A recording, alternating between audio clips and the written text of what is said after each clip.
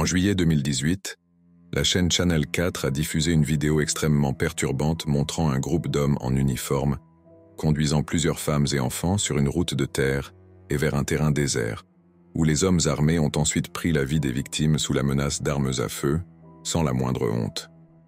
Dans la vidéo, on peut entendre les hommes accuser les femmes et les enfants d'appartenir au groupe terroriste notoire Boko Haram.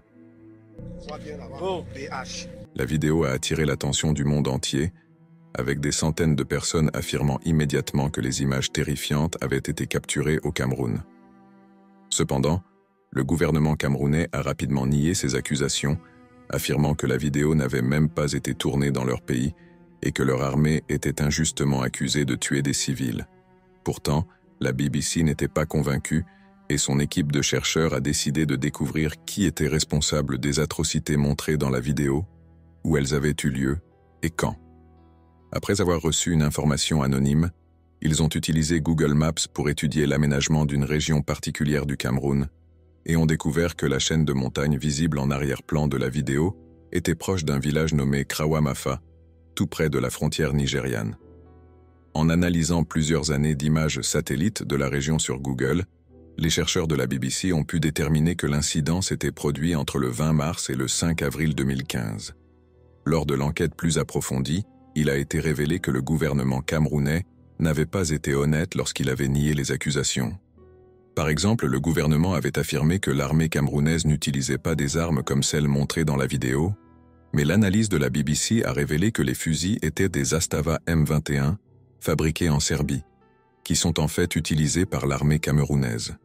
De plus, plusieurs autres détails que le gouvernement avait prétendu être inexacts se sont avérés être une correspondance parfaite, y compris les uniformes des hommes armés. Le mois suivant le premier démenti du gouvernement camerounais, celui-ci a mis à jour sa déclaration pour préciser que 7 membres de l'armée étaient désormais sous enquête. Et lorsque la BBC a partagé son rapport complet avec le gouvernement camerounais, le ministre de la Communication du pays a été rapporté en train de dire « 7 soldats ont été arrêtés et désarmés. Ils sont actuellement sous enquête. Je peux confirmer que tous les 7 sont en prison. » Dans leur déclaration suivante, le gouvernement camerounais a publié les noms des 7 détenus et la BBC a confirmé que certains d'entre eux étaient les mêmes personnes que celles vues dans la vidéo, en train d'exécuter les femmes et enfants innocents. En 2020, 4 des soldats de la vidéo ont été condamnés à 10 ans de prison pour les meurtres, tandis qu'un 5e soldat a été condamné à 2 ans pour avoir filmé et partagé les images. Les 2 autres soldats ont été acquittés. C'est fou de penser qu'on peut échapper à un crime aussi atroce et ne risquer que 10 ans de prison.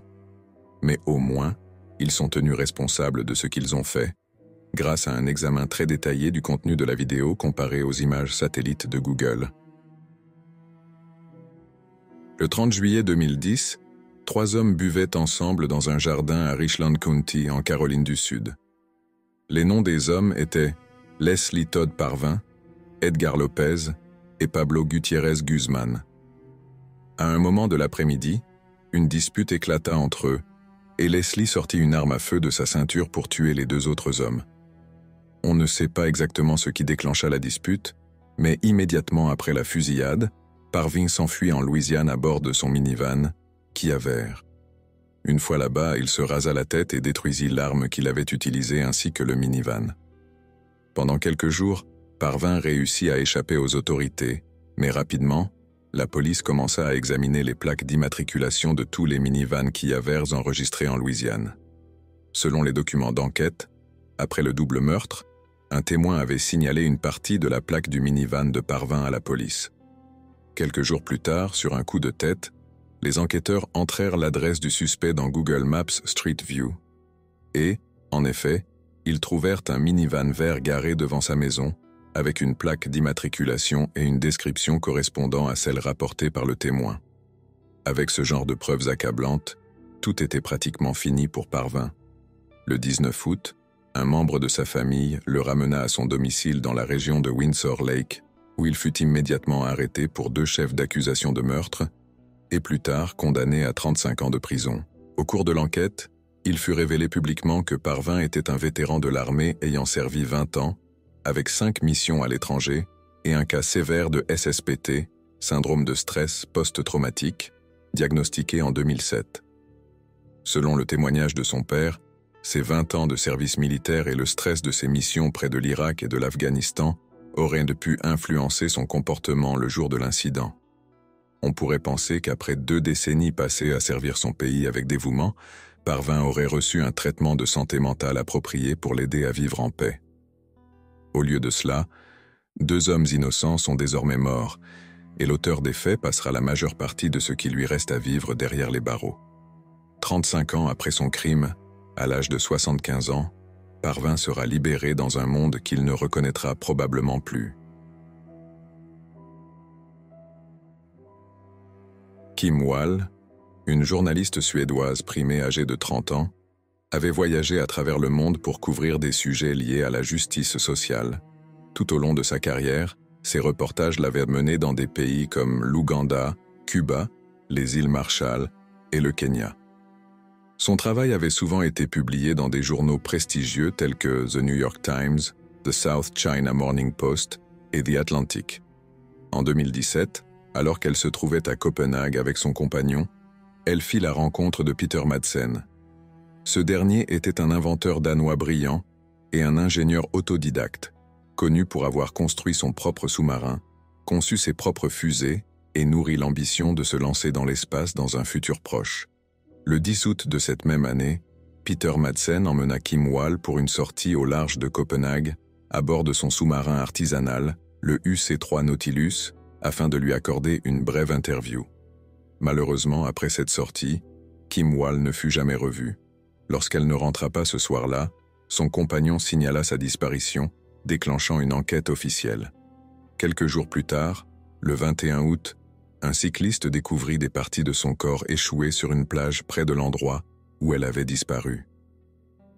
Environ 1 mois et demi plus tard, le reste de son corps fut retrouvé dans plusieurs sacs lestés par des plongeurs de la police. Au cours de l'enquête, Madsen fut interrogé, mais il nia avoir quoi que ce soit à voir avec la mort de Kim Wall. Il affirma d'abord qu'elle était morte accidentellement, frappée par l'écoutille du sous-marin. Étrangement, il changea par la suite sa version des faits, prétendant cette fois que Kim Wall était morte après avoir inhalé des fumées toxiques. Cependant, aucune trace de fumée toxique ne fut retrouvée dans son système, et les autorités découvrirent 15 coups de couteau sur son corps. Après avoir été maintenu en garde à vue pendant un certain temps, Madsen finit par avouer avoir assassiné Kim Wall et avoir ensuite jeté ses restes démembrés dans la mer Baltique. En avril 2018, Peter Madsen fut reconnu coupable de 3 chefs d'accusation et condamné à la prison à perpétuité, où il purge sa peine depuis. En 2021, Madsen reçut 21 mois supplémentaires de prison pour avoir mis en scène une menace à la bombe dans une tentative d'évasion extrêmement élaborée. Heureusement, il fut rapidement capturé et ramené en cellule. Un détail troublant dans cette affaire est que Peter Madsen avait été capturé par la caméra de Google Maps Street View en train de monter dans son sous-marin.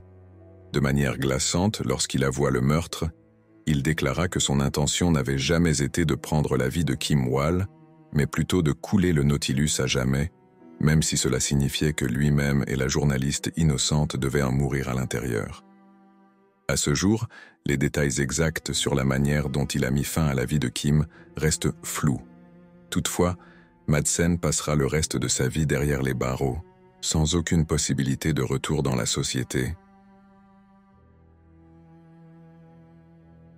Entre 2010 et 2011, 11 corps ont été retrouvés près de Gilgo Beach, sur la côte sud de Long Island, entre les comtés de Nassau et de Suffolk. La plupart des corps appartenaient à des escortes féminines, dont les vies avaient été prises dès 1993. Mais ce n'est qu'en 2023 qu'ils ont finalement réussi à arrêter Rex Heuermann, un architecte de 60 ans et père de 2 enfants, et à le relier au crime grâce à des preuves ADN, des relevés de téléphones portables et les liens entre son Chevy Avalanche et les crimes. Après son arrestation, Rex a été accusé des meurtres de 4 femmes. Plus tard, il a été accusé des meurtres de 2 autres femmes après que des preuves ADN les liaient à ces crimes. De manière inquiétante, les policiers ont découvert que le suspect avait utilisé plusieurs téléphones jetables pour effectuer des milliers de recherches liées aux choses qu'il avait ensuite faites à ses victimes. Pour sceller le sort de Heuermann, ils ont également trouvé un énorme document Word sur son disque dur dans son sous-sol, dans lequel Rex avait planifié les meurtres de ses victimes de manière très détaillée. Choquant, le document comprenait des listes de contrôle, décrivant les étapes qu'il devait accomplir avant, pendant et après ses meurtres. Selon les preuves judiciaires, Heuermann a commencé à commettre ses crimes dès 1993, et s'il est reconnu coupable, il fera face à plusieurs peines de prison à vie consécutives. À partir de 2024, l'affaire est toujours en cours, mais pendant l'enquête, d'autres détails perturbants ont émergé. En 2023, certains utilisateurs en ligne ont découvert une image de Google Street View montrant Heuermann en train de parler à une femme non identifiée près de son bureau, dans la 36e rue Est, plus d'un an avant son arrestation. Nous n'avons aucune idée de l'identité de cette femme, et il est très possible qu'elle ait été une victime potentielle, mais nous ne pouvons pas en être sûrs. De manière glaçante, sur l'image, Rex semble aussi porter la même chemise qu'il portait lors d'une interview sur YouTube début 2022, où il parlait de son rôle d'architecte dans son entreprise sur la 5e avenue. Son avocat de la défense, Michael Brown, a déclaré au New York Post que la police s'était trompée de personne. En septembre 2008, un garçon néerlandais de 14 ans faisait du vélo dans la ville de Groningue, à environ 180 km au nord-est d'Amsterdam, lorsqu'il a soudainement été attaqué par deux jeunes hommes.